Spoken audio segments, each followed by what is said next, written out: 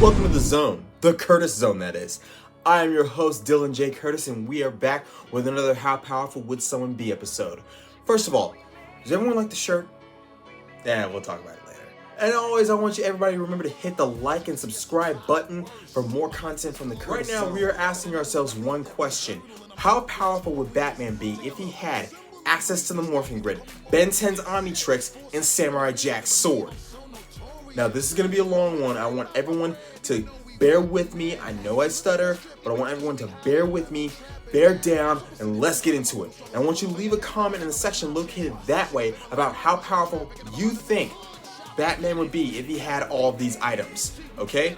First thing we're going to talk about is Batman. Remember to stay tuned after the video where I give you guys the Kaijudo summoning katas for every Kaijudo monster.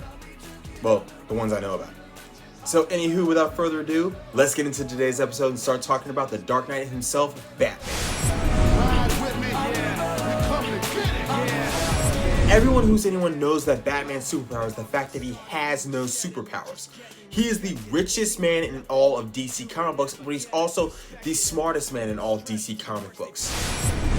Batman is the most dangerous man on the planet due to the fact that he has his do not kill rule. And because of this do not kill rule, he basically has to figure out ways to outsmart enemies without killing them, which means he has mastered genetic engineering, biochemical engineering, weaponry, techno-sorcery. He is considered to be smarter than Reed Richards, Tony Stark, Ray Palmer, Lex Luthor, and Dr. Doom combined. Superman has described Batman as, quote, the most dangerous man on the planet, unquote. And not only that, he's the most amazing martial artist in all of DC Comics. Not much is told about the Morphing Grid, but we're going to talk about it anyway, alright? The Morphing Grid is one of the most powerful weapons in all of children's programming, but it's also the most dangerous, due to the fact that it is a universal language, meaning anyone can access the Morphing Grid.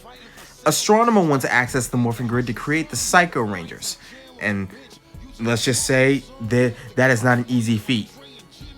The Morphing Grid is available to everyone.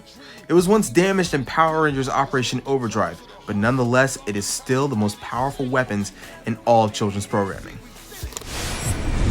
And now, let's get into Ben 10's Omnitrix, alright? Now, here's the thing you need to know about his Omnitrix. It was created by Azimuth to understand the other alien species. Like with the Morphing Grid, the Arnatrix is one of the most powerful weapons in all of children's programming, due to the fact that it contains the DNA of over 1 million different alien species. There have been many evolutions of it over the years, and every alien species is set in sets of 10. But Ben 10 has been able to use other alien species without losing any other aliens at all. He can also scan the DNA of other aliens throughout the series. What I'm saying is, this is one of the most powerful weapons ever. Now that we've talked about all of those, let's talk about Samurai Jack's sword. The sword was created and blessed by the gods, and its sole purpose is to pierce through the veil of evil. And for those of you who don't know, it was created to destroy Aku, who is evil personified. Now, the sword is so sharp it can cut through anything, and it's Samurai Jack's primary weapon. Even though Samurai Jack has been trained to fight in multiple forms of hand-to-hand combat, his sword is his main focus of weaponry.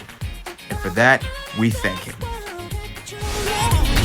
And with all that, another episode of the Curtis Zone comes to a screeching close. But I want to thank you guys for joining us, and remember to stay tuned after the video, okay? And also remember to hit the like and subscribe button for more content from the Curtis Zone.